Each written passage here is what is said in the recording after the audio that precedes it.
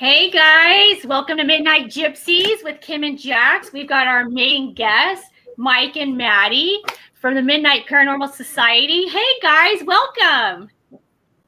Thank you for Hi. having us. Thank you. Thank you for having us. This is super exciting. Of course. We're so excited. We were just guests on their show recently, which we absolutely loved. And now we wanted them to come on our show because we fell in love with them and they're amazing people. So I would love to get started by saying, we had such a great time on your show. You guys are absolutely wonderful. You send out so much positive love, and we'd love for our followers and everyone out there in the paranormal world to see who you really are and what you guys are about. So go ahead and introduce yourselves and let us know what you guys want to tell the paranormal community, who you are and what you're about. All right, you can go first, Maddie. Go ahead. Hi, I'm Maddy Vasquez. And I love the paranormal. I've loved the paranormal forever. And I'm sorry, you guys were so awesome when you were on our show. Thank you guys for coming on. You're amazing. You're hot. All the good stuff. Sweet. And I mean, this is another part that I never thought I would be a part of. Meeting awesome people and seeing people all over the world and talking to people all over the world. To me, this just blows my mind, because when I was younger, like last year, I never would have seen myself here. And that's all because of MPS. If I wouldn't have joined MPS, none of this would be happening. So I really appreciate it, and I'm really thankful, and it just blows my mind. But I've always been into the paranormal books, and then when my dad passed away, I really got into the paranormal. So it was just that part. I was so afraid to die. I have anxiety, depression, and I was always worried about dying. And then when my dad passed away, I was like, hey, somebody's going to be there to meet me on the other side. I don't need to be scared anymore. Why was I scared in the first place? For me, they're the lucky ones because they get to be with us whenever they want to. We can't see them. We can't talk to them, but they're with us all the time. So that's where I was just like, okay. And I want to get more into this. And just time went on, and it just kept getting bigger and bigger. The want to learn, the want to be around people that shared the same ideas that I did. Because, in the past, it wasn't so easy. There wasn't TV shows, and there wasn't podcasts, and there wasn't. So it was kind of like, am I crazy? Am I weird? And now it's the norm, and it's like the meek shall inherit the earth, So it's awesome. It's awesome. I love that. So, that's awesome. Thanks. So that's my story. Yeah. So what about you, Mike? My name is Mike Cardenas, and I'm the founder of Midnight Paranormal Society. And I'm also one of the hosts of Whispers from the Unknown Network, alongside with Maddie. And how we got to the paranormal field was when I was a kid. We were living in an apartment complex here in San Antonio, Texas. It was a birthday party, a family friend, their son.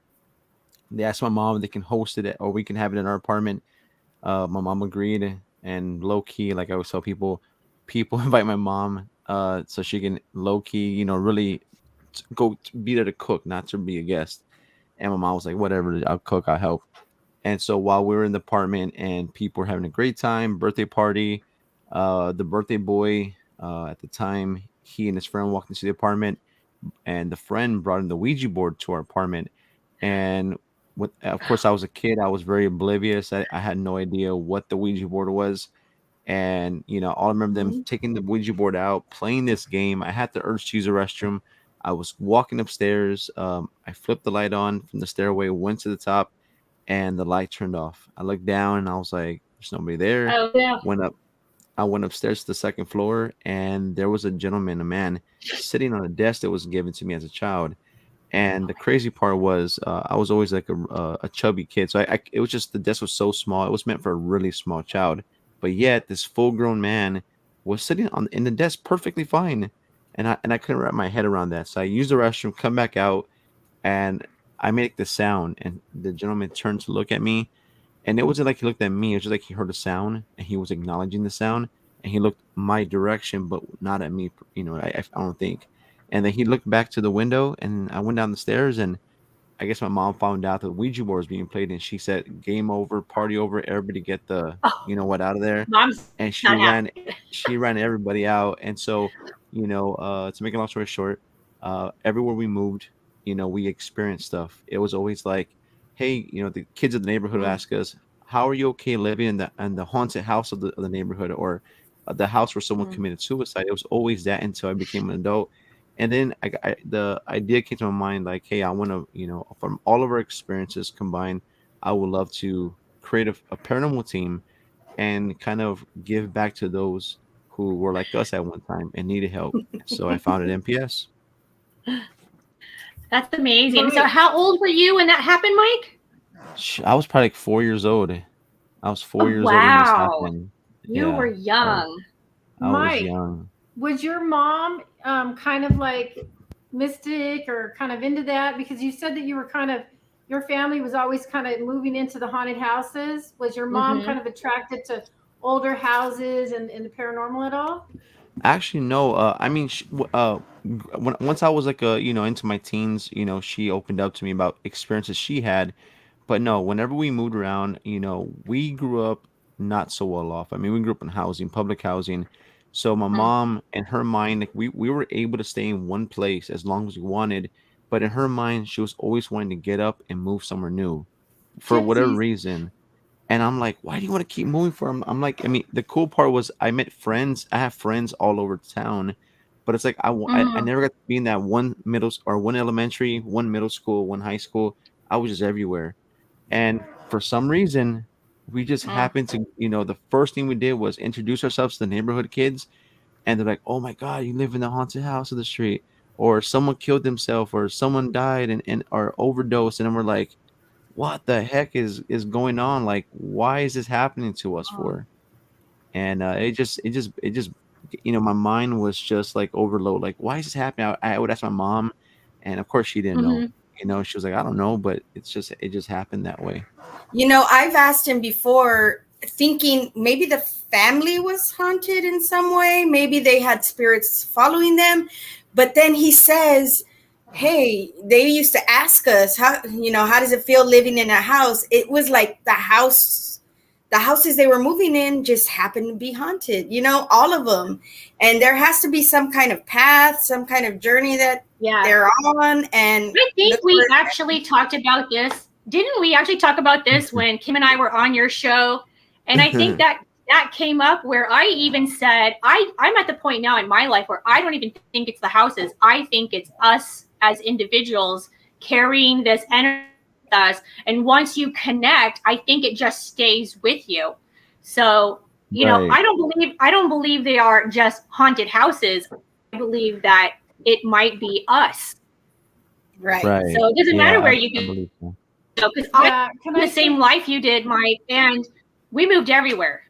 Yeah. Right. Can I say something really quick? Yeah, go ahead. Mike, it's almost like you're telling my story because we moved a lot. Jackie moved a lot too. Wow. We were always moving into the creepy houses. Right. It was almost like my mom liked that old feel. She liked that old historical looking creepy house. Right. And so we like any other family would have said, no, that house is not for us. But our family was attracted, almost like the Addams family, to these creepy environments. So that's crazy. And the funny thing is, I grew up the opposite.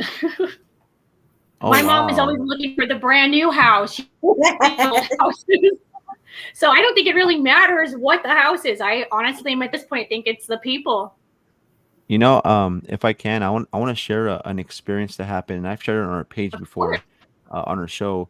But I know all cities and states, they all have their own like little festivals they have, every so often. And here in San Antonio, one of the public festivals they have besides Fiesta is one called the Oyster Bake, right? And there's a university called St. Mary's University, and they have it there every year, except but of course COVID came and it kind of stopped. But when I was a kid, this was like 98, 1998. I want to say I was about maybe 12 to 13 years old when this happened. And so I remember we moved into his house. It was like my favorite house of all the houses we moved into. Very beautiful home. What ended up happening was, um, here comes Oyster Bake, and people who would drive up to who go to the university, they were charging too much money for parking. So they will go into the neighborhoods around the area and trying to just park on the side anywhere they could. And so I was like, you know what, I'm a hustler, man. I'm gonna try to hustle and get some money for us. So people were driving up. I'm like, hey, listen, you could park on my lawn, $10, $20, whatever. And they were like paying. My lawn got filled with cars. And I told my mom, look, I made all this money. And I gave it to her. She goes, here's some money too. I went walking to the festival. It was about midnight. I came back home. And this is when things get a little crazy. So have you ever seen that type of glass or the type of like doors that have that real unique kind of like the way the glass is put together, almost like if you try to look just directly through the glass, you can't really, like, it bends weird or looks kind of weird. I don't know what that type of glass is called, but I remember It's like looking a through the blown. door. It's like a blown glass, and they have blown glass windows. They're I, old. I forget what it was, but like I remember like let's say you were standing on the other side and I'm looking at you, it just looked like you weren't, I couldn't see you standing straight. It was like you looked all kind of weird on the other side, but it was very Weird. beautiful though. And so Hmm. I go up to the door, and it's about midnight, and I'm trying to look through the window, but I mean it's so hard to like look at a clear picture because of how the glasses bent and stuff are made, are Mhm. put together. And all I remember seeing on my sofa to the right, I see someone sitting there and they're wearing like black sweats or black pants with black shoes. And I can just see the foot kind of like, like a little beat, like they're just kind of like, tapping their foot on the floor. And I'm like, hey mom, I'm here. Can you open the door? And I can see like where the legs move like they're gonna get up, and then they just kind of sit there. And I'm thinking, well, maybe she didn't hear me. So I'm like, mom, open the door. I start banging the door. I'm like, why are you sitting there looking at me? And the crazy part was, all you can see was from like the legs down. You couldn't see Mhm. the upper body because it was like just enough shadow there where you couldn't see anything. And I remember like banging. I was getting really frustrated. I'm like, open the door, like let me go inside, and nothing. And on the left Wow. side of the glass, we had this light, the light that stays on over your stove, like the little vent light or Yeah. whatever. Like the That hood. was on. Yeah, the hood, that light was on, and also Uh-huh. I see it get blocked, and I looked that direction, and my mom's walking towards from that direction, and I look back at the sofa, and whoever's there gets up and walks out of the view. I Oh, go, open the wow. door, mom, and she comes to the door, she opens it, and I ran in there because they walked towards the area of the house where my siblings' rooms were at. I thought someone broke in. I ran in there. I turned the lights on. There was nobody there. Oh my So God. I That's don't know what the heck that was, but that house was extremely active. It was mind boggling. wow. And how old were you when you were living there? That was 98. I was about like 12 or 13 years old when that happened. Oh, wow. So you've had multiple experiences throughout life. Oh yeah, many, so many. Wow. It was He's crazy. got stories for days. What That's about you, amazing. Maddie? What about you, Maddie? Do you have any experiences like that? Well, again, when my dad passed away, me and my mom were sitting in the living room. So there's this saying that if a bird flies into your house, it's a symbol of death, right? So this Yeah. bird flies in, sits at the head of the table, and I look at my mom and I tell, because my parents weren't married anymore at that time, and I said, Mom, I want to call Dad, and because I already knew what that meant, And my mom's like, Madeline, stop being stupid, but not. I think I scared her. Mm. So the night goes on. 3 o'clock in the morning, there's a banging at the door, and my mom goes to answer it, and it's the neighbor, and the neighbor's saying, you need to call your in-laws because something happened to Anthony. So she calls, and my dad had died in a car crash. He Wow. ran into a tree that same time that bird flew into the house. And Oh, wow. but they could not get a hold of us until 3:00. So he passed away. The police went to my grandparents' house because they were next of kin since they weren't married anymore. And then they said they were calling and calling and calling, and we just wouldn't wake up, and we just didn't hear the phone. And then when the neighbor came, that's when it all, went. So it was just so crazy. I believe so much in omens, superstition, everything because of that, because that happened and it was true. It was real. And it was sad, but it was just like, hey, that was true. That was true, Wow. So yeah, that's one of my, I've never what a seen crazy anything. experience. Yeah, that was crazy. And every time we would go to the cemetery, when somebody first passes away, you kind of go weekly, or maybe it's just me. I don't know. For us, we went weekly, and I would say, okay, guys, and this was my mom and my sister and my brother. If the band Rush comes out on the radio, that means Dad's here, As soon as we turn on the radio, there's Rush. And it happened a few times. And later, it would, we didn't have to search for Rush on the radio. It was just there. And as time went on, it stopped happening. But that was just so weird that we asked for it and it happened. And those things happen for a reason. They're there to tell you, I'm here. I know that you're still thinking about me and that you're coming to visit me, and everything that you do and everything that you have going on. They know. They absolutely know.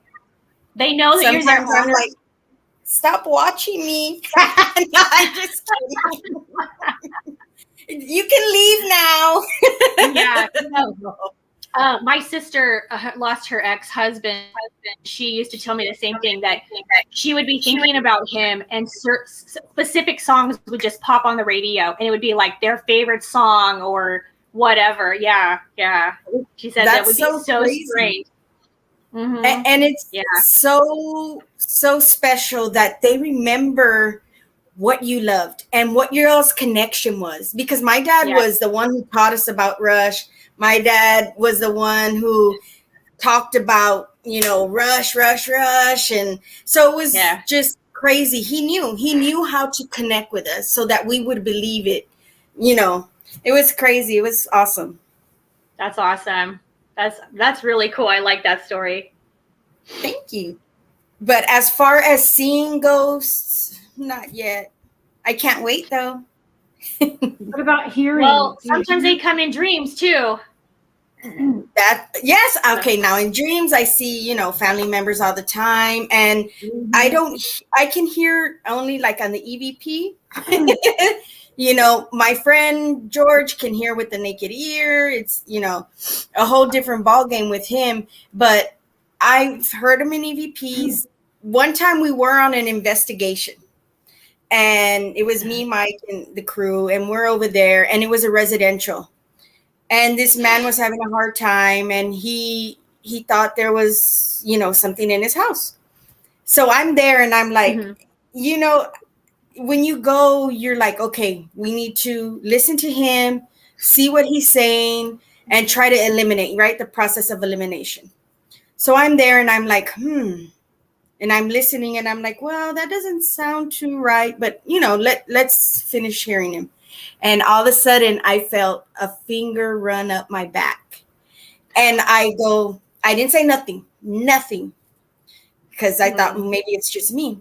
So I started doubting again, and there goes the finger up my back. Then one more time, the third time, I told Mike, somebody keeps touching me and they're running their finger up my back. And the man said that it would do that to him. Later, he told us a story of where he was sitting there and thing. So I'm like, all right, dude, this dude's legit. Something keeps trying. There was more telling us that it was legit. But for me, I was all like, every time I tried to, discredit what was happening, it would my back. So that was awesome. It wasn't scary, though. It was just like, oh, shoot, something's trying to tell me. When you're telling us that story, it reminds me of one of my favorite things about paranormal investigators. Like Kim and I have been in the paranormal for a while, but we don't really go out and investigate anymore because what we really want to do is the podcast. And if there's something fun or a fun event going on, we'll go out and do it. Or if I hear through someone personal that a family might be in need, then I might go help. Very, very rare do we go out and investigate like you guys do now. And it's so funny because we're talking about that makes me think about certain things that I love about the paranormal that I don't love about the paranormal. And I want to hear from both of you guys, like, what you both love about the paranormal and what you hate about the paranormal. I know there's a lot of drama and no support and all that, and we all get that. But for instance, like what you're talking about, it just reminds me of exactly what I think about when I'm like, okay, like that gets hard because, you know what it's like. You just gotta kind of go with the flow sometimes, and not everybody's the same. But because sometimes there's the people that every time, and I don't know if this is a bad thing, but every time I go with the thought of what if they're trying to scam us, not scam us, but trick us to see if we're lying, to see, and then at the end they're going to say, none of this happened and la, la, la, la, la. Yeah. And well, see, that's what I was going to say too, is I love that about you guys because you're going in there not thinking like, oh yeah, this place is haunted. Like you're going in with the mindset of, if we hear something, we're going to try to debunk it first. And a lot of paranormal investigators do not do that. As soon as they hear something, oh, did you hear that? Okay, that's haunted. And then it's like, oh, it's a ghost. Oh, it's this. Oh, it's a demon. Oh, it's like every answer. But do they go and like try to debunk it? See if they can figure out what it was. Maybe it wasn't anything. Maybe it was just a piece of wood cracking. But so many people do that, and I love that about you guys. That you guys do. You go in there and you're fully ready to like say, this place isn't haunted until we have the evidence that it's haunted. Exactly. Because it's great to be skeptical because you need it. You need it because like you said, you go in believing everything, you're messing up what people are trying to do. You're messing up people that are in the field are trying to prove that this thing does exist, and you can't do it if you're not skeptic because like you have to debunk. You have to debunk because then you're just like, okay, your house is haunted. It's your grandma. Not every place is haunted.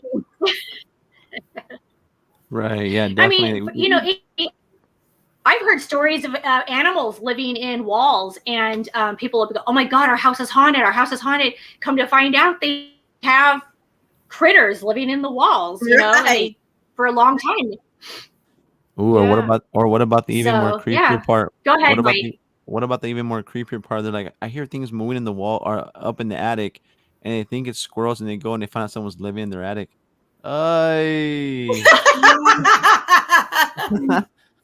Have you heard about that before? Listen now, I need the rent.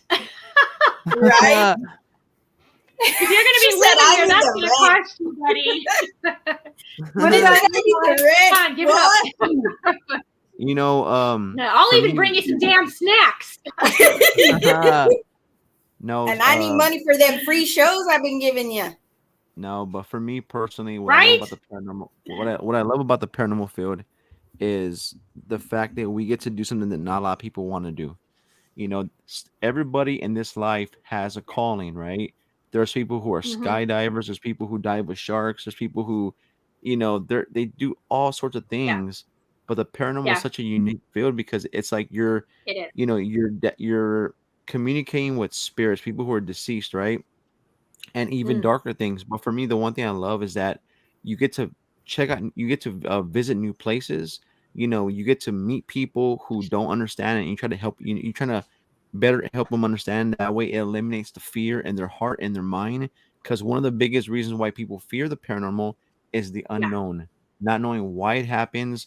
And that's what scares about a lot of things. Once there's unknown factor there, everybody's mind goes crazy. So the more we investigate, the more we can shed light on that subject. But for me, whenever it comes to residential cases, I love those the most because we're going to someone's home. They're opening their doors to us, and whether they're coming at you with 100%, like, hey man, this is a real thing we're dealing with.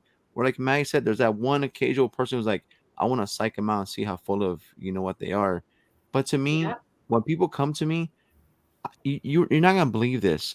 It's happened to me in MPS so many times, and even before Maddie came to the team, there's been so many times that people reach out to us and they said, look, Mike, you're like the fourth or fifth team I reached out to, attempted to reach out to. Everyone before you told me I was crazy. My evidence I collected was not valid enough. They just didn't have the time. Wow. But you guys are coming out. Doesn't matter where it's at, and we're not charging a dime for what we do. So it's the fact that we get to go into these individuals' homes, we get to meet their loved ones, we get to try to figure out, get to the bottom of things on why these things are happening. But like you said, we go in there. Me personally, I'm a believer. I'm a believer because of what I've experienced. But when I go to an investigation, I go with the mind of a skeptic because, like we said earlier, if you are a believer through and through, there's no reason to investigate because the outcome's always going to be it's haunted, no matter what happens. That's right. And so for me, I want to have evidence. You have to have an open mind. That's right. I go with the open mind, and if something does happen, yeah, we want to debunk it because, like you said, a lot of people jump to the conclusion so quick. Everything's demonic. Everything's this. It's that. And a lot of times, you don't want people to assume the worst. You don't want them afraid living in their own home. So, you need to help them. And I listen, I'll be the first to admit, and everybody in the paranormal should admit this.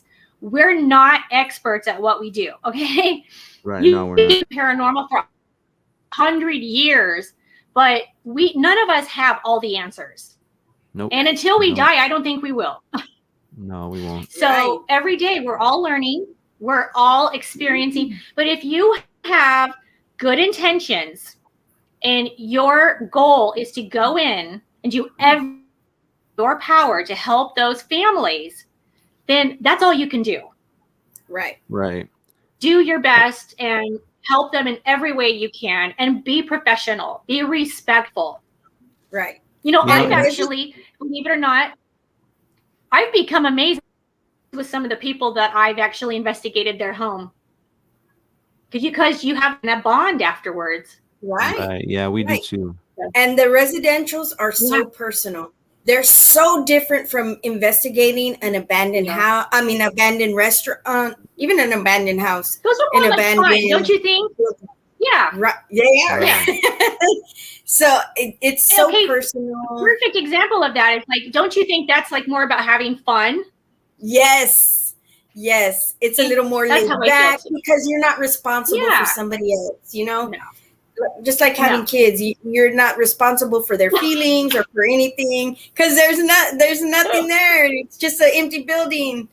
So, but the common theme amongst the residential cases that I've received or we received is the common theme is they just want to know they're not crazy. They want to know that it's not on their head, and if it is just their mind, then they can go look for that treatment confirmation. Or that help they need. You know what I mean? That's right. Validation. That's right.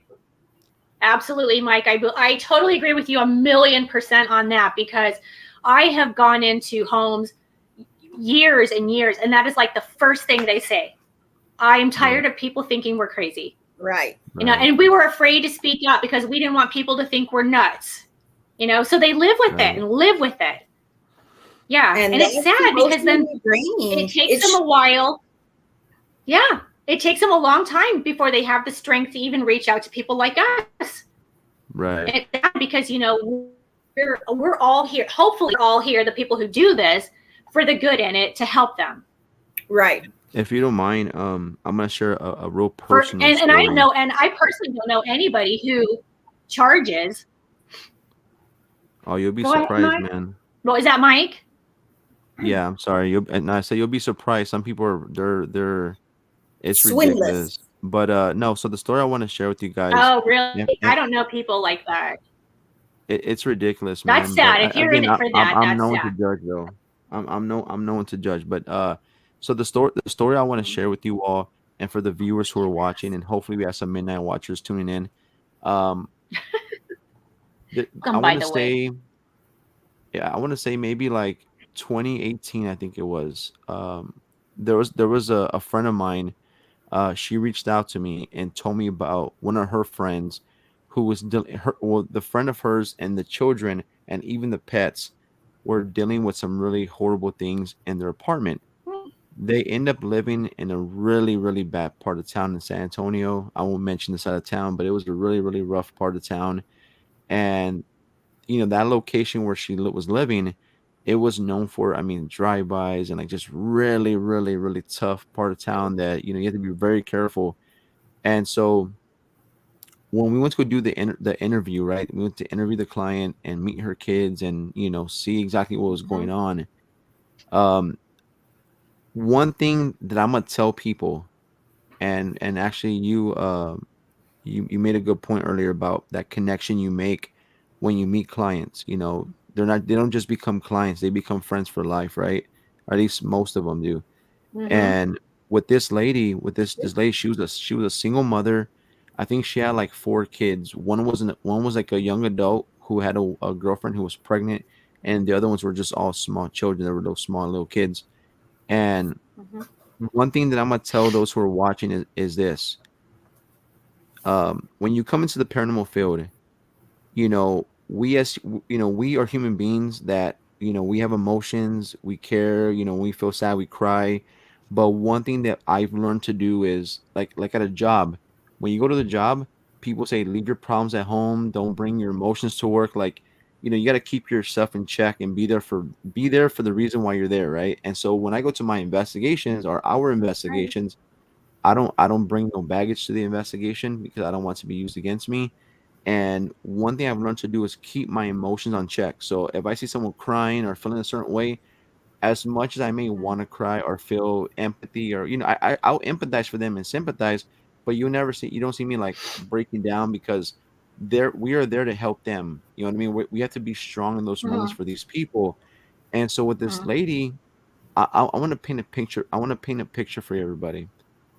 I walked into this apartment. When I got there, she was outside with her children in the car. They didn't even want to be in their own apartment. We go inside, we sit down, and it's myself, it's Kayla, our cleanser, Jeanette, our co-founder, and Hector, one of our investigators. And we're sitting in front of the client. And let me tell you guys something. I don't know if you guys have ever witnessed this before, but I saw babies like this. I say babies, but they were little kids, right? I say they're babies, right? But these children with like these dark black bags under their eyes. Like imagine like they haven't slept for days upon days, weeks, and they had just the darkest looking bags under their eyes. The mom was like that too, and I'm looking at this, right? And what was so crazy, my mom was a single parent of 7 children. So when I saw this individual, a single parent to her 4 children or 5 children, however many kids were there, it made me think about my own mom and my siblings and I and what we went through and all in our own journey. And when I saw this, I started feeling different emotions. And I said, Mike, listen, you can't do this. You got to hold it in and wait till you leave. And so these kids, the whole time, they had their heads like this down, like their heads were down into their lap. And the mom, she didn't even make eye contact with me because she was so defeated. Like she had Mm-hmm. the one thing I tell people is never lose hope. I don't care how rough things get, you never lose hope. Hope is like that lifeline that you hold on to, and it's gonna get you through some tough times, but you gotta be strong and you gotta have faith that's gonna get better. And I mean, this woman, she was defeated. Like she had the white flag like this, and she's like, I'm done. Wow. And so what she told me was that a Roman Catholic priest had came over to her apartment and that he attempted to walk through the apartment and he was reading the scriptures, and he was walking, doing his own like blessing of the house or whatever, cleansing. And that mid cleansing, as he was going to the second floor, everybody who was there heard children on the second floor mocking his scriptures that he was reading. Wow. And he stopped mid cleanse and he ran down the stairs and he ran out of the apartment. He left. He never returned. Nothing against this individual, nothing against him by any means, because this is not for everybody. Not everybody is meant to cleanse or do different things in the field. It is what it is, Wow. right? And when I was told this, I'm like, well, man, how bad can it be? So Kayla, our cleanser, started getting like sick to her stomach, like something was bothering her, and she asked, "May I excuse myself? Can I go stand in your kitchen for a moment?" The client says, "Go ahead." So Kayla walks the wall behind us, goes to the kitchen, and is just standing there. And she says, "What is this? What is this? Is this a room here? Because like a curtain or some kind of blanket or something covering the walkway to this one room." And she goes, "Yeah, it's one of the rooms." She goes, "May I look in there?" She says, "Sure." She walks into the room, and Kayla screams. She says, "Jeanette, come here now." Kayla is saying that she can see this. Imagine like this, like a shadow figure or like a shadow apparition just there. Jeanette walks in, and Jeanette's able to see what it actually is. And when she looks, she goes, "Mike, come here now, fast, come here." So as we're getting up from the sofa, I feel something like this to me, like tap my shoulder, and I look like this. But when I turn, the wall is right here. There's no way that someone can fit where I'm on the sofa and the wall, and there's no possible way. And I feel someone tap me, like trying to distract me. And I go to the room, and when I walk in, she goes, "There it is. There it is. Start taking pictures. Take pictures now." And I go, "What do you see?" And I have my recorder going, and and she says, I see that she was when I walked in, she was like, what Kayla's seen is a shadow figure. I can see this black figure there, like an entity standing there. And she started describing how it looks. She goes, "This is not the ordinary black that we see as a color. This thing just looks so dark. You couldn't even see features. It was just so dark. But I could see, like, it's not a shadow. I could see like a figure there."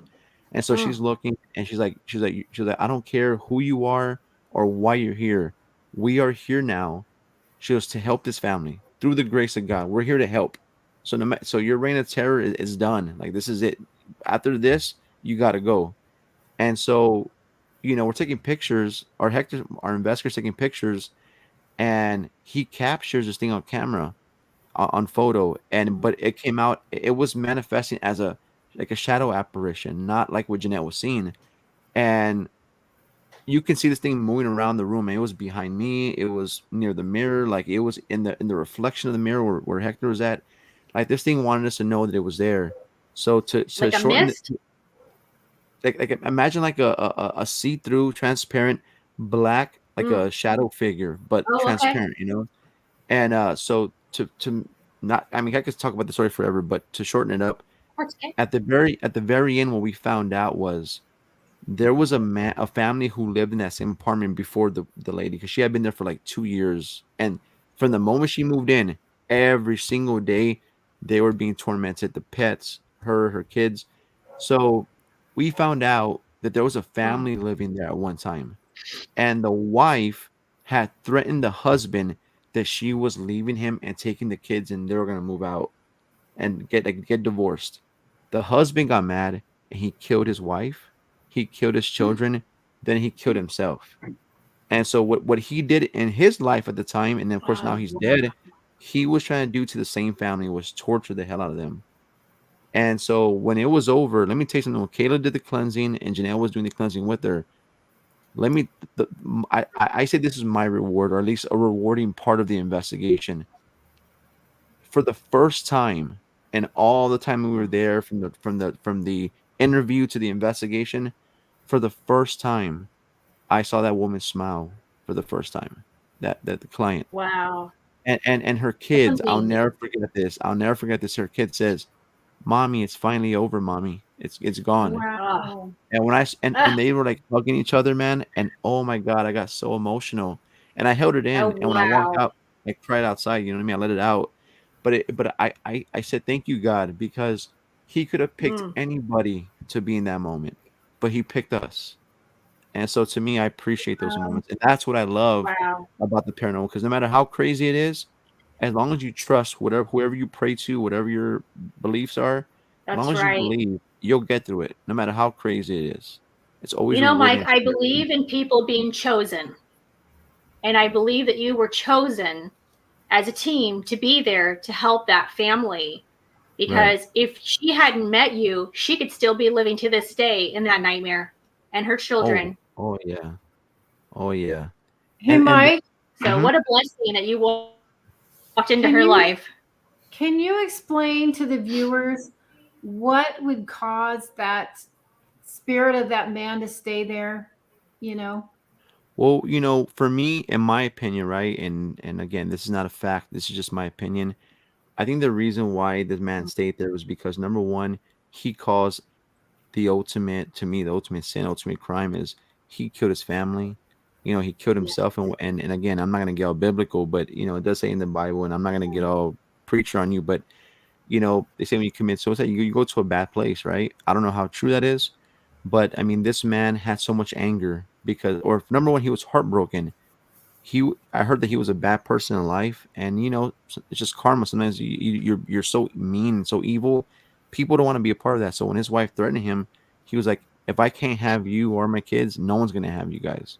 And so I feel like his spirit stayed there because number one, he didn't want to go to the place where he had to go to because he's gonna be judged. Oh, yeah. But I feel like this man, because of that act of what he did in life, I think ultimately he felt, I think in a way he felt bad, but it was like he acted out of anger, and now he has to live for eternity just stuck there. You know what I mean? And yeah, we helped this energy leave.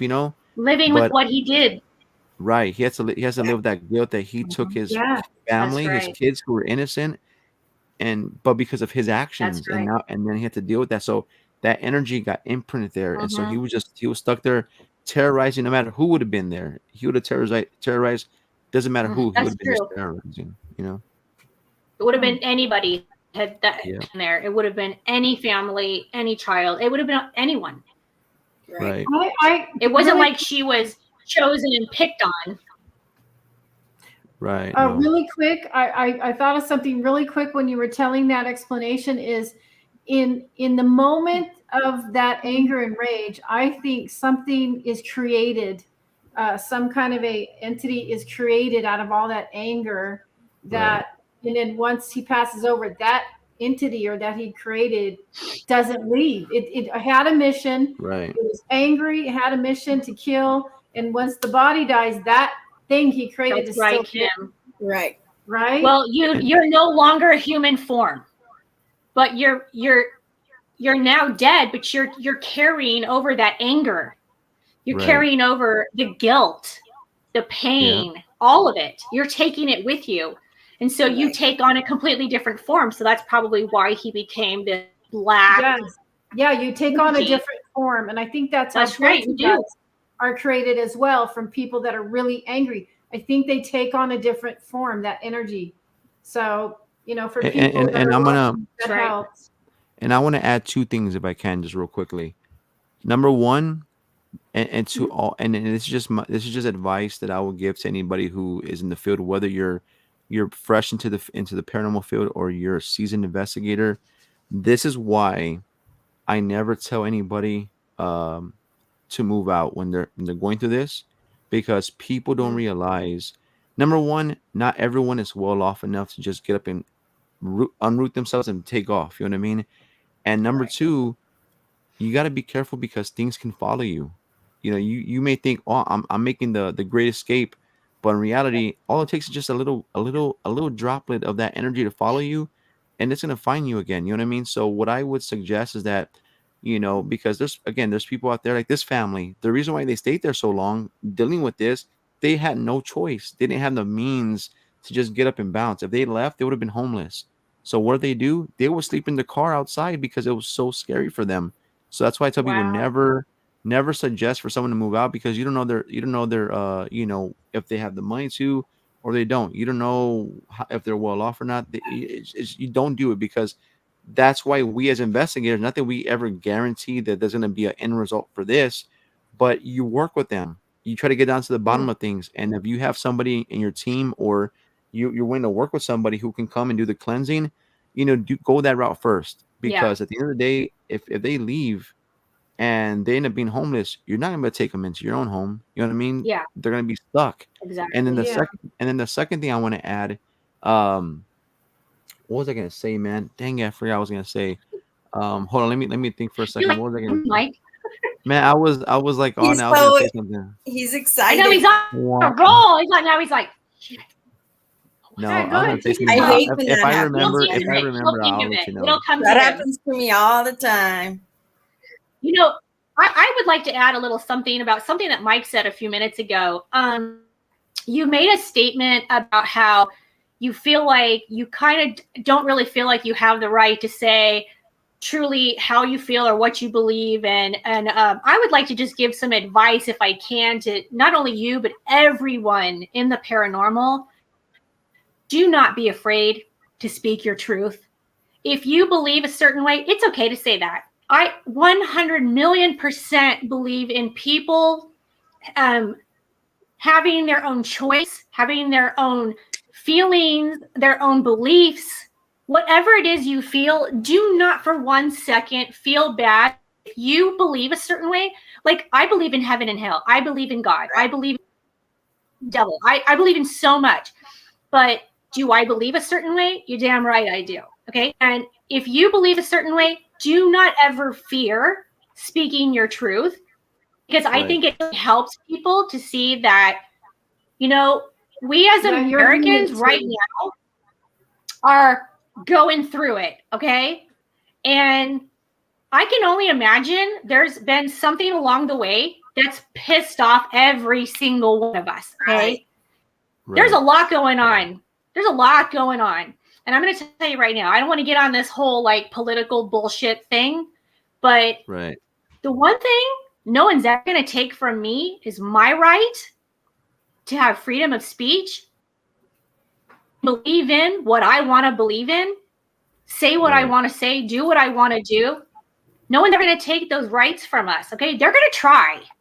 Right. But at the end of the day, when we all stand up and say, no, enough is enough, it's finally going to come to an end. So don't ever feel, Mike, or anyone else out there, that you can't speak your truth. Right. Speak your truth. Rock and roll. Okay? Rock and Who roll, cares what girl. anybody else thinks? Right? What do you, Maddie? Right. Maddie, what about you? You weren't there, right? No, she wasn't for that case. No, No. I wasn't part of the crew yet. Would you have showed some emotion to the family, or would you just held out and been strong? Because what I'm feeling is like there's this energy that can't transmute itself. That's just growing and growing and growing by fear, you know? So Right. So some people might take that energy on and then transmute it through their body because they're light, transmute it. But Mike, you have your cleansers and stuff to do. How did your cleanser release that energy? From the house or the apartment, I'm sorry. Yeah.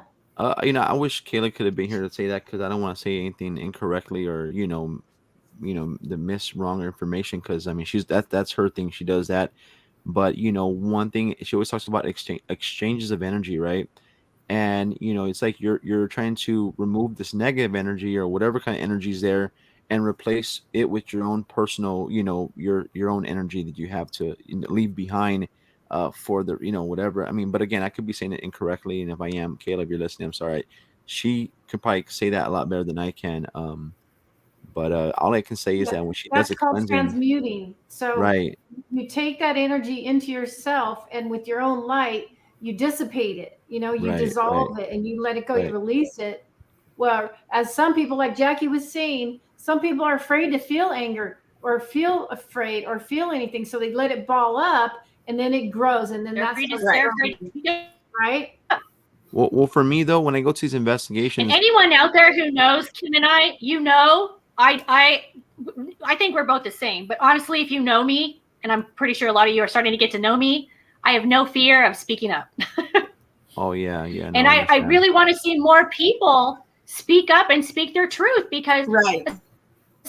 right now, with all the shit that's going on in the world, hey, listen, we all need to be standing up and speaking our truth, because Right. enough is enough with this crap. There's power in numbers, man. Power in numbers. Right, But Maddie. when it comes to actual investigation, though, what I meant by when I hold my emotions back is because, like, let me give you an example. Like, let's say we went to an investigation, and the client is just having like this mental breakdown, or just emotional breakdown because of what's happening, and they're just like, I mean, they're collapsed. They're like, oh, they're losing their mind. And imagine me laying there right next to them, oh, like losing my mind with them. You know what I mean? It's like you have to be able to keep yourself in check. You're just trying to You know be what I mean? strong for the Be strong for Yeah. them. You know what I mean? That would they know like, hey, listen, the help is here. Like Yes. I don't Right. have to be afraid anymore. And even though I may be feeling a certain way, but it's Yeah. like I choose to save that time to disperse it or to release it when I'm Right. outside of the investigation. That way, I don't want to mix all those emotions or add to it. You know what I mean? When I'm Yeah. by myself, I'm very like this. I don't think it's a bad thing. I'm not, I'm just chill. This is my chill, But Mhm. I work with the public. In customer service. So I work at a library, and you got to be on. You got to be on. And it's so emotionally draining, man. It's so emotionally draining. And when we go on these investigations, I'm on. I don't, like you're saying, I don't want to throw off more sad energy or anger energy, or Mhm. fear energy. So I could be Mm. feeling something inside, but I'm going to project it's okay, and I That's genuinely awesome. mean it. I genuinely mean it. I want the best. I want the best outcome. But inside, there's a little bit of fear because you never know what you're going to get or take home, or, you know, Absolutely. what if I mess the whole thing up and it gets worse kind of thing. But I'm going to project the, genuine, not happiness, but friendliness, just putting out that positivity because I don't And want that's one to. thing I love about you guys. I love, and I was telling Kim this earlier. You guys are so positive and so amazing, and I love that positive love and vibe, and that unity of the paranormal that you're trying to bring together. And that's what Kim and I love, and we love about you guys. It's something really, really special about you. And talking about energy, Maddie, we share energy, and so Right. when you bring a group together, no matter what that person's energy is, it's going to feed off onto other people. So Right. if you're Right. walking into an investigation and you've got like a group of people, and say 4 people out of 5 are coming in with this great positive love and wanting, Right. Yeah. one's coming in pissed off and mad and angry, and that's going to ruin the entire thing, because that energy in the house is going to start feeding off of that. Right. So And it's true. We it's all like a share job. that. It's like a job. You can't take your shit from home with you. You got to separate No, you it because cannot. it's not, you're going to be 100%. getting after people for something you're feeling. And that's, nah, I wouldn't want that happening to me. Well, So I ain't going to basically, it is a job. Like, look, like we said earlier, we may not get paid for this, but you have to walk in and be professional. You have to look at it like this is a job that I do for free, own free will, okay, to help these people. But I'm going to walk in and I'm going to give my all. I'm going to walk in with a good attitude, with a positive love, and truly wanting to help these people. Exactly. Yeah, Exactly. Hey You guys, can't bring we have me a crap there. question. We have a question. This is Michelle Weekly. Hi, Michelle. Hey, Michelle. Hello, Hey. Michelle. So her and her Hi. sister, people ask her and her sister to bless their house, make whatever is there leave. But because she's not sure how to help them, even though she helps her own family, she doesn't want to take the chance of taking stuff home or clinging to her. So, my initial thing would be pray. If you don't know what to do, pray for them. Pray for them. Always bring in your light. That's the number one thing. But that's not always going to solve it. Can Mike or Maddie or Jackie, can you explain how to help? How would you advise Michelle and her sister to help others when they're kind of don't really know what to do, but they want to help? Well, Matt, if you want to go first, I'll go after you. If you want to go first, I think you're correct in praying. You want to pray before. And I always tell people, surround yourself in light. And in the beginning, when people would tell me that, when someone was trying to help me and they're like, surround yourself in light, I'm like, what the hell does that mean? I can't picture it. I don't know where you're going with this. So I finally got it. And I just think of myself like lights just shooting out of everywhere. Like I'm just a ball of light. There's some pictures that I see like of Jesus, and he's just like the lights just shining off of him. And it's like I picture myself in there. I'm not trying to be Jesus. I can't be Jesus. But I picture myself there with that light just busting out. So sometimes I'll be at work, and like what we were talking about, people walk in with this negative attitude, and I kind of have to like shield myself, and I just like I feel it coming out of my back. Like I just feel it like a stegosaurus. And it's just coming out because I want to repel that bad. So surrounding yourself with that light and just picturing yourself like a candle, and you're the wick of the candle. I would say, go there, continue to have yourself in that light and do your thing, girl. Work your magic. Right. What about you, Mike? For me personally, first of all, Michelle, what I want to say is thank you for just not trying to do it, like wing it. You know what I mean? Like I'm going to wing it and kind of see how the outcome is, because people don't realize that I see a lot of people who like watch the shows and, they kind of observe from the distance, and they're like, you know what, I think I can do that. And they go, they bite off more than they can chew. And then they're like, oh, I'm screwed. Right. So one thing I will say is if you have any doubt or if you have any questions and you're like, you know what, listen, I don't have 100% confidence in myself that I can get the job done. Number one, don't even start. Don't even begin the cleansing, because think about this. I don't care if it's for a public location. I don't care if it's for a residential or even just for an individual or item. You want to be very cautious and careful before attempting this, because once you start, one thing I tell people is this: when you start the cleansing, you do not stop until it's done. You can't just be like, okay, I'm gonna start the cleansing, and then I'm gonna stop midway because I'm just don't want to do it no more. Because all you're gonna do is piss this thing off. Whatever it is that is there, the energy, you're gonna piss it off. And then when you remember this, you get to go home. The people there have to deal with the stuff afterwards. They still have to be there. That's right. One thing I would suggest is keep studying up. 100%. What he's saying is true. Keep studying. Don't ever be afraid. We talked about this. People. Yeah, we actually talked about this the other day, Mike. Remember? And we all agreed, get some training. Okay, there are a lot of people out there who know what they're doing. If you want to become a person who walks in and does that, reach out to people who know what they're doing and who have done this and who've had good results, and get the training. That's first and foremost. I agree. Yeah, I definitely agree. Because I'm going to tell you guys right now, I have had experiences multiple times in all the years I've been doing this. They'll call me, and I'll have friends call me and say, this family is desperate because other people went in there and messed it up. Yeah. And they'll jack crap up so bad that by the time I get there, they're like Mike was saying, they're in tears. They don't want to go in the house. They're afraid. They're living a nightmare. And then they don't even know if they can put any real true like faith in you. Are you really going to help us? Because they've seen other people fail. You want to know why they failed? Because they didn't know what the hell they were doing. Okay. Right. They're walking in there because they watch Zach Bagans or Ghost Hunters. And they're like, hey, I want to do that. So, people just take a little bit of advice. And listen, like I said, I know I give out a lot of advice, but I'm going to tell you right now, I've been doing this for 26 years and I've had the experience since I was a tiny little child. Don't do things without knowing what you're doing. You will make things worse. Yeah, that's 100%. She doesn't want to make matters worse.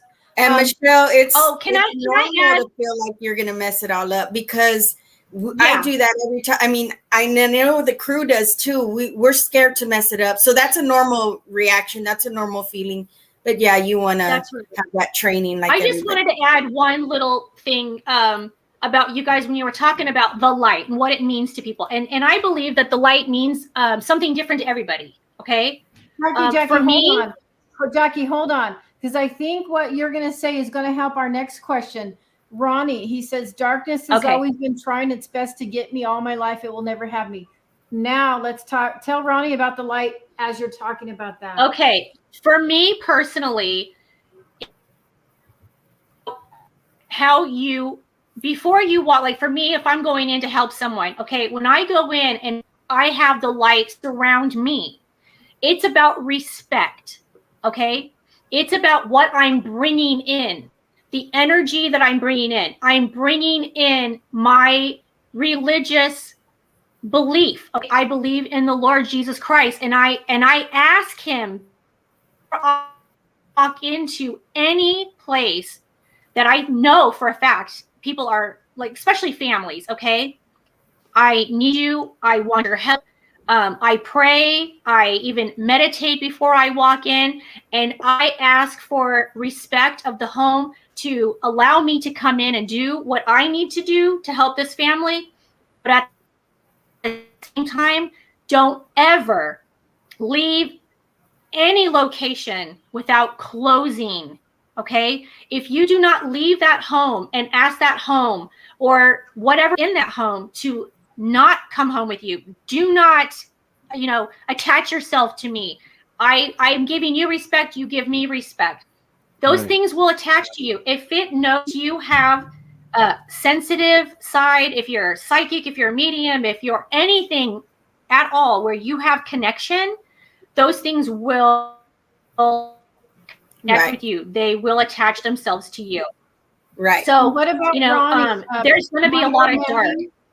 Mike or Maddy, do you have anything to respond to Ronnie? He says darkness has been trying to get the best of him his whole life. Do you have anything to add? You, Maddy, anything you want to say?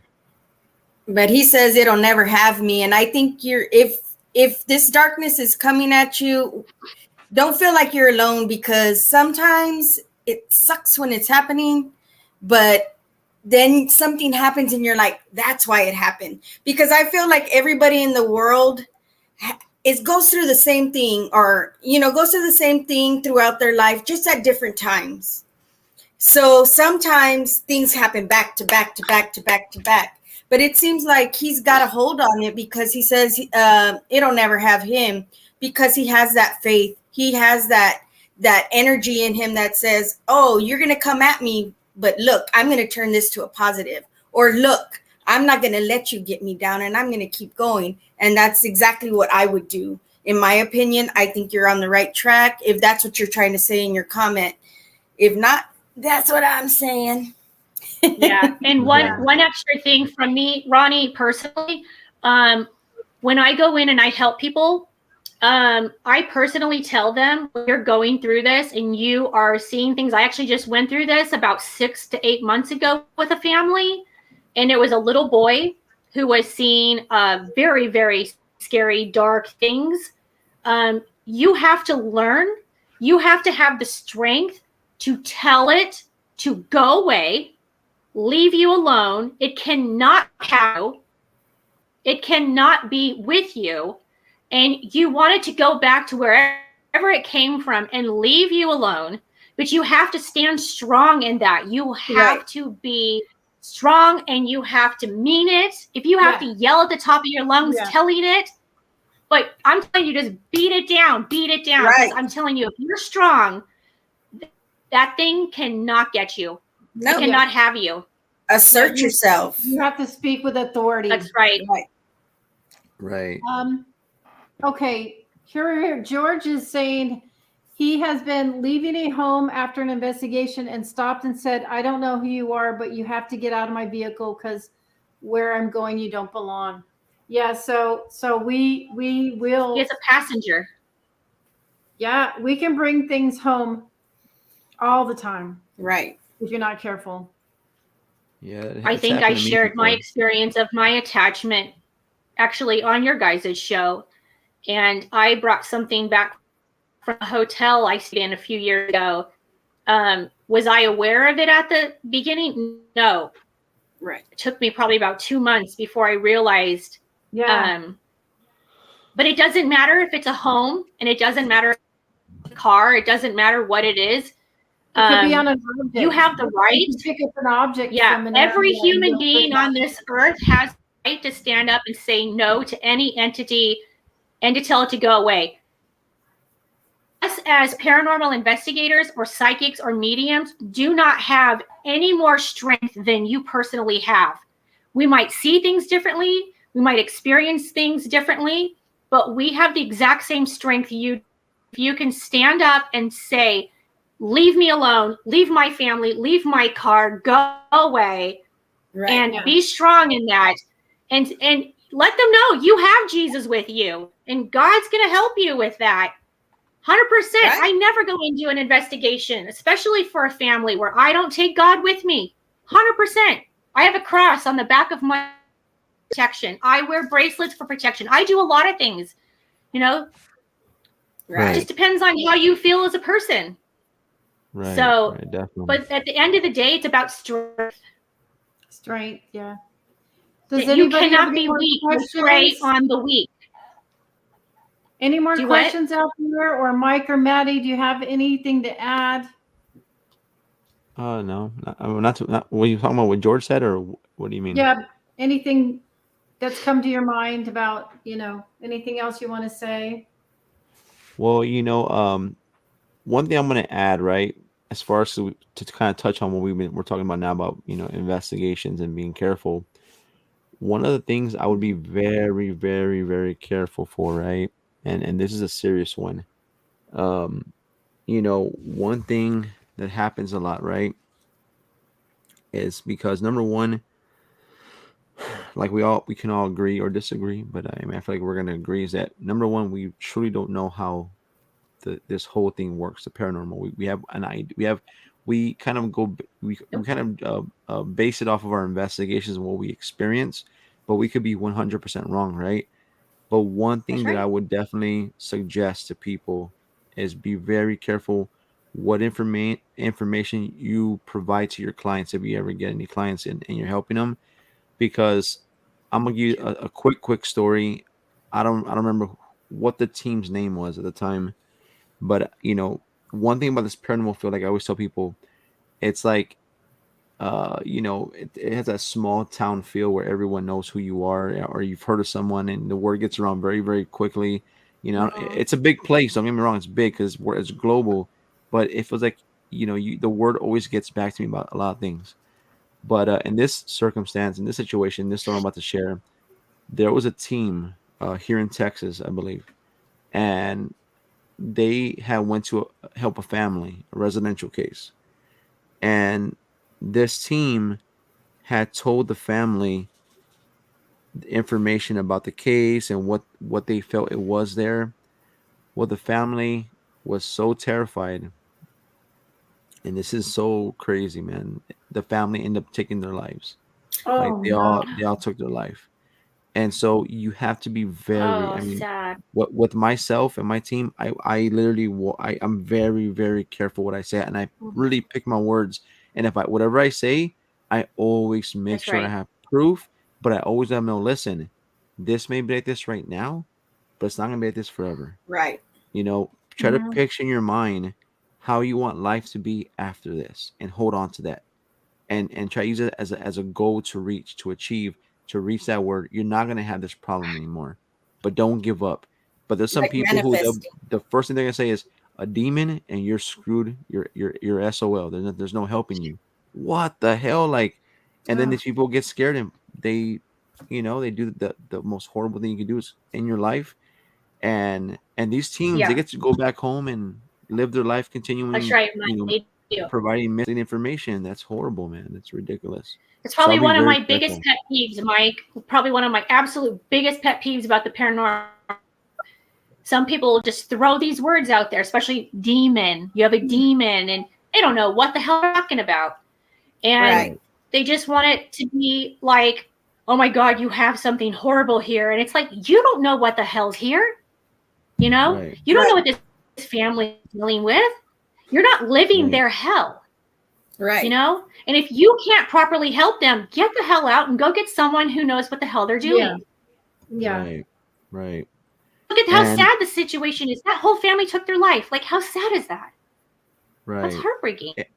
And I'll tell you this, we real quick on the case that we had, I've known several teams here in San Antonio who've came to me, and even other people from other cities and states and other countries. People tend to come to me and, hey, Mike, there's this case going on. Can you take it? If you can't, can you pass it to somebody else? And at the time before COVID, I mean, we were slammed with cases, and other teams saying, hey, Mike, we can't take it. Here you go. And there's this one case in particular where the guy, he was like, hey, Mike, I can't take it. I can't take it. I'm just too busy. Here you go. If you want it, you can take it. And I took it. Mm-hmm. And at the time, Kayla, our cleanser, we had sent her to Corpus Christi, Texas, down south, to go do a cleansing for another family. So we didn't have our cleanser with us. So what I ended up doing was, and I'm gonna tell you this for now, never be afraid to ask for help. I reached out to other cleansers from other little surrounding areas. Hey, can anybody come help my team? This is the case. We have our cleansers at this place. And these two people came out to help us, right? And the case, that's awesome. I'm gonna tell people this. When you go to a location, always prepare for the worst, because if you go with the mindset that, oh, it's rainbow butterflies and it's nothing, like, you always want to be prepared just in case. It's like, a police officer, he or she doesn't say in the morning, should I wear my bulletproof vest today, or should I just leave it home? It's gonna be a light. It's gonna be a light day. No, they prepare for the worst. They prepare like they're gonna go to hell and shoot up and have a shootout and whatever. So it's like when you go to these investigations, go with the mindset that, listen, you're gonna have an open mind, but just in case shit hits the fan really quickly, be prepared, man. Because if you're not, a lot of people are gonna get hurt. Right. So we were in this case, and shit hit the fan. And when it did hit the fan, I mean, it went from 0 to like a million. It was just crazy. And at that moment, I looked around, and people were like, not us, but people who came to help us were panicking and stuff. And I'm like, and they come to me, and they're like, listen, Mike, thank you for inviting us, but we can't do this. We need to. We're gonna have to leave, or we'll finish this night out with you guys, but we're not coming back tomorrow. It's just too much to handle. And I didn't laugh at them. I didn't say, oh, you whatever. I didn't do that, because it's not for everybody. But the thing is, what I kept thinking was, can you imagine? Not that we're better than anybody else, because that's not how it is. But can you imagine if another person or team or somebody who was, not to be mean, but like that, would have came and been here for this case, and we wouldn't have been able to just jump ship and abandon ship and left that client to suffer. That's right, Mike. And Mike, that's a perfect example of those. I'm assuming it was 2 women you said? Right. Okay, so I'm thinking to myself, what if they had just faked it out, knowing that they're not prepared for this, and they're not trained for this. But what if they stuck around instead of speaking up and saying, hey, we're not trained for this. We're not ready for this. We don't know what the hell we're doing. We can't stick around. I actually commend them for leaving. Right. Instead of trying to fake it out and pretend like they knew what they were doing, because they could have made things worse. Oh, yeah. That's also. So when people do actually, when you actually have the balls to stand up and say, you know what, maybe I'm not the right person for this, I actually commend you for doing that, for trying to fake that shit out and making it worse. Right. So, yeah. Well, there you go. So. Well, I think that, I don't know, we've talked about this with Joey and whatever, that we have entered into a time where darkness is pretty prevalent in the world. And I believe we should all be learning how to help each other in those ways, and looking for mentors and people that do know how to do things like cleansing, reach out and school us, school people. If we're doing something wrong, tell us. I think people with those skills to make themselves available to help train the other people that have that desire. Right. And it's really prevalent in that we all stick together.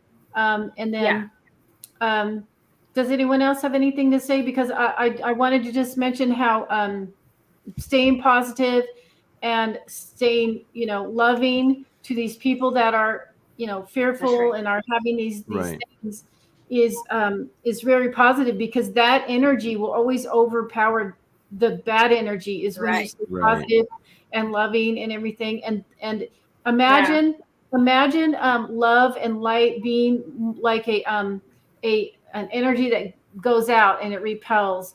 And then because like, you know, you're like a sun and you glow out. But imagine darkness and evil is like a dark hole where it sucks in. So people that are fearful are going to suck in those emotions of darkness, where if you have that love, you can, you know, expel it. So people really need to learn about energy and things like that. So that's why these conversations are so important right now. And even Maddie brought up something earlier about how she deals with depression and some other issues. And I know that's a big, big part of that. I have 2 daughters that also deal with that. And I believe that's the dark, you know, dealing with trying to make them feel that way, you know, like mentally, emotionally, and physically, you feel ill and depressed and anxiety and so many things. And I know that that's dark trying to work on you. So trying to bring yourself more to the light and the good and good energy is a huge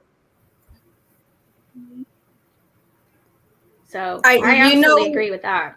You know, you're right. What helps me, and I mean, it took me a long time to realize that it was helping me, was being nice to other people. I mean, I wasn't an ass to anybody, but I would kind of just keep to myself, and I was staying in that, you know, that mindset where woe is me kind of pity party. And not that other people do that. I'm talking for myself. And you, when you project, you're like, hey, how are you? What's up? Have you know that saying, fake it till you make it kind of thing? But then it becomes part of your life and you actually are happy, and giving happiness to somebody else makes me happy, you know? So now I'm like, you know, hello. And people will ask me, people will ask me, Maddie, how are you so happy all the time? Maddie, and little do they know I'm struggling, but that's how good of a job I'm doing. It's usually the people, honest to God, Maddie, it's usually the people that are always happy and, you know, like, oh, always have a smile on your face and want to help everybody. They usually are the ones who are struggling the most. And it's genuine, honestly, you know. I have it in me. Listen, I really we all deal with things. Want you to have a good day. You know, that's right. I do want you to succeed in life. What's the use in being jealous or envious or anything like that? Just be happy for the person. There's no need for any of that. Waste energy. Wasted. Put your energy. It's like something, not going to bring up what happened, but some people who are watching may know what we're talking about, but something just came up a couple of days ago about some people maybe being jealous or hating or whatever the circumstances are. And listen, that's wasting energy. Right. Okay. At the end of the day, you're only as good as who you surround yourself with. Okay. Exactly. We are all just energy. And when you surround yourself with good energy and good people and love, that's what you're going to get back. Right. Exactly. Did we want to mention anything about that? Mike, did you have any comments about, you know, paranormal politics? That seems to be a subject that I'd like to end the show with. It's crazy because let me tell you something, guys. Pause down. 4 pause down. No, but it's crazy because, you know, let me ask you that. I'm gonna ask you this question, and then after I finish talking, I would love to hear what you have to say about this question. Okay. And so my question to you both ladies, and Maddie, if you want to chime in, but did you ever think for a second, the very first moment where you made the decision, I want to enter the paranormal field, did it ever run through your mind that there would be so much bullshit to deal with in the paranormal, from not from the clients you meet or from the ghosts, you know, the spirits, but from the people who ruin it? You know what I mean? Like, and so now let me get to what I was going to say. Right. So, you know, one thing I see a lot of, right, and it's just to me, there's so many people making things about themselves. They're making things about themselves, and like they're out there, like, you know, everyone's like, I'm for unity, right? Like they're just like, they want to slap you in the head with their boom, unity. They're just hitting you in the head. But to me, I feel like it's pair unity when it's a convenient to yourself. You know what I mean? Right. When it's convenient. What can I get from you at the moment? And then once I don't need it, then F your pair unity. Because one thing I've seen a lot of, right? One thing that I see a lot of is that you'll see like, for example, you'll see like group A, and they're like, oh, we love each other, kisses, hugs, we know, oh, I love me some this person. Oh, high five and paranormal brothers and sisters. And then the moment that somebody is opposed to a one person saying, the moment you're no longer the yes man or yes woman, and you say no for a change, Yeah. then that whole group breaks up. And Right. then what do they do? They leave each other, they fall out, and they go find another They group. break And they're up. like, oh, I love you, Yeah. paranormal. Oh, I can have me some of that, whatever. And then they're they're loving each other, and then one person disagrees, and they have that fallout. And I'm just like, what the hell? Like, I think that if number one, Yeah. as much as I love social media, right? Because we come a long way, right? Like, I feel like before, when there was no social media, it was such a different time. You only heard things about things in the Oh, yeah. newspaper, the news, but there was no Facebook back in the times where the pioneers of the field were here. There was no social media, but Yeah. there's so many people with these little small violins, like, oh, poor me, and I'm like, listen, man, like, no disrespect to anybody, no judgment, but it's like, take keep the mindset of leaving your baggage at home. Don't bring it to the paranormal field. Don't bring this, oh, you're my paranormal brother and sister. Like it's cool to have people you Right. click with, but it's like, be real with yourself. Yeah. Do I really see myself being friends with this person on a daily basis? Are we at the moment we have a disagreement, are we gonna fall out and we're gonna be like F you to each other? Like, Right. there's just so much craziness that happens, and Yeah. it's like less paranormal that people are focusing on, and more about themselves and about Ego. their status, and am I this TV star? And nothing against people who've been on TV, right, on TV shows, but one thing I've noticed is this: if you've been on a TV show, for the most part, people look at you like you're like this, like this god or goddess, and you're like, what you say God. is fact. Like, you know what I mean? Like, what you say right now, if you say, being a believer is the best, everybody becomes a believer. Or they say, you know what, you have to be a skeptic, everybody becomes a skeptic. Or you know what, there's this person who loves Yeah, to but go to those the are just spirit box. followers. Those are sheep. Followers. Right, but Right. the thing is, there's so many Followers. people They're sheep. who are, yeah, right, but there's so many people out there who they live for those people. Like, they're like, oh my god, like, they're like the best thing since whatever. Yeah. And I'm like, listen, man. So what you're saying is that if I never make it to a TV show, then I'm less than. Then I will never be Like you're equal. nobody. You know what I mean? Like, I'm nobody, and that to me is the worst thing ever. You know what I mean? Because people, all it takes is And one that's not person to say true. something, and it's not. But all it takes is for one person to say something, and everyone jumps on that bandwagon, whether it's true or not. They jump on, and they're like, "Yeah, let's go, Oh, let's yeah. go." And then 100%. when it's Yeah. crazy, and I don't mean to be a Debbie Downer or this No. whatever. No, But because actually, I've we seen deal so with much it. We deal with BS, man. it. I personally would like to say, I think Kim and I actually, as close as Kim and I are, like Kim and I are like sisters. Okay, we're tight. We're like thickest. Okay, so here's my experience. It's very, very different than most people in the paranormal. I learned from the get-go, because this is how I am as a person. I think it depends on who you are and how you deal with things. Right. And if you come into something in the beginning with the mindset of, I'm doing this because this is what I want to do, this is what I love, and this is my passion, and this is where I belong, and this is a part of my life, and so I'm going to venture into something that I'm going to be amazing. That's how it started for me. I kept that mindset. I never, ever allowed myself to get involved in the crazy drama or the, relationships of the teammates. Like, I was on a team. One person thought it was okay to be nasty and mean to me, and I made a personal choice. Okay, then I don't belong here. I walked away from an entire team of people that I absolutely loved and adored. But personally, I made that choice for me because I said, I didn't come into this group to be mistreated. I didn't come here so someone can talk down to me or say nasty things. So I made a decision.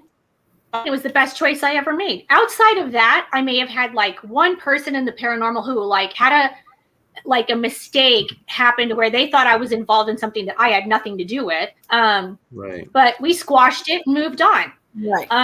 Outside of that, I've never had an issue with anybody. Yeah, and hate mail. I don't get people. It's I have this little tiny circle of friends. Let me tell you something. I can't even begin to tell you how many people I know. It's hundreds, maybe thousands of people in the paranormal. Do I know a lot of the people on TV? Yes. But do I go around acting like or talking about them like I know them? No. I'm not on TV. I do a podcast, but am I friends with some of them? Yes. There are people. And Kim and I have even had several of them on our show, and I'll have several more come on our show. But those are built relationships that I personally made over the years out of having respect and building those relationships where they know they can trust me, and we have a respectful relationship where guarding their life and going like, hey, you're on TV. Why? How come I'm not on TV? I actually did a show for TV. COVID happened and it knocked it out. So you know what? So what? Do I go around acting pissed off because I didn't get a TV show? If it ever hits air or not, I could care less. But Maddie, I have, like I said, very tiny. Trying to tell us? Yeah. So with Mike's question about saying, did you ever think this was going to happen? I feel like I didn't think that. I didn't think there was going to be all this drama, all this not accepting each other's opinion. You ask for an opinion and it turns into a smackdown where you're actually saying names or something that they do for a living. We know what you're saying. We know what you're trying to say. But I feel like we didn't think that was going to happen when we came into this because we're not like that. We don't do that to people. We don't care who works where. We don't care who dresses what way. We don't care what they do for a living. We just want to be there and meet each other and give each other props, not be jealous. Like, why be jealous if we're all have the same goal? We all have the same goal and we all are trying to do our thing. We're all trying to do our thing and it's fun and we're helping people and having fun. We're learning and having fun.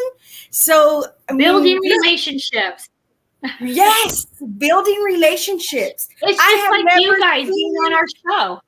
I've never seen your face in my life. We have love for you guys. I'm so happy.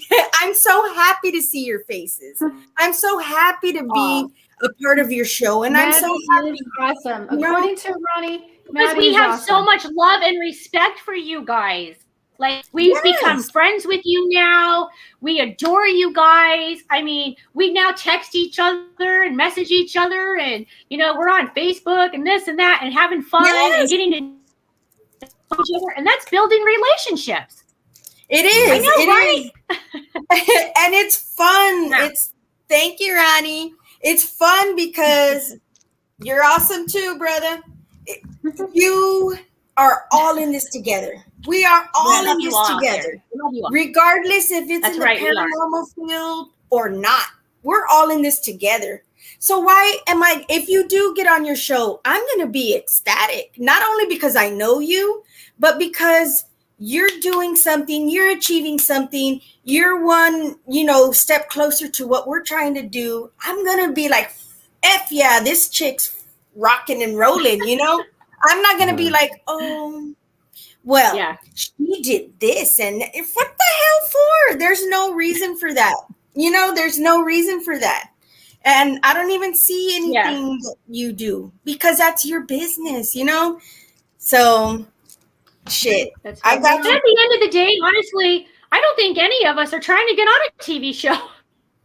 You know what? I love what we do. You know what I mean? Right. We're not out there saying like, "Hey, pick me," like we're doing No, our and own they damn come to show. you, girl. You see, you're throwing off the vibe, so they're coming to you. You know what I mean? If you went to them, they saw that vibe in you, so they pick you. So why be? I'm happy you have the I got vibe. mad love for everybody out there. I don't care if you are jelly. I don't care if you're a hater. I got mad love. I got mad love for the world. Okay, mwah. Exactly. Blowing it out We're there. all in this together, man. Come We're watch all in the this show. together. We've got Yeah. So we're honest gonna, to God, we're like gonna end it Midnight with Paranormal mad Society love for here you on our guys. show, and we're loving them. Hey, listen up, guys. We're gonna wrap it up. We're starting to. The viewers are starting to drop off. That's usually my sign. But I wanted to tell everybody who are guests next week, October 28th. That's going to be Michelle LeBaron. So everyone, stay tuned to Midnight GypZies next week for Michelle LeBaron. And I wanted to tell you guys, you're amazing. You're just amazing. And You guys are absolutely amazing. We love you. Thank you. So we're gonna wrap it up right now with mad love for everyone, mad love for you guys, and everybody have a wonderful night. All right. All right. Yeah. Have a great weekend, guys. Happy Halloween. Yes. Yeah, Happy Halloween. All right.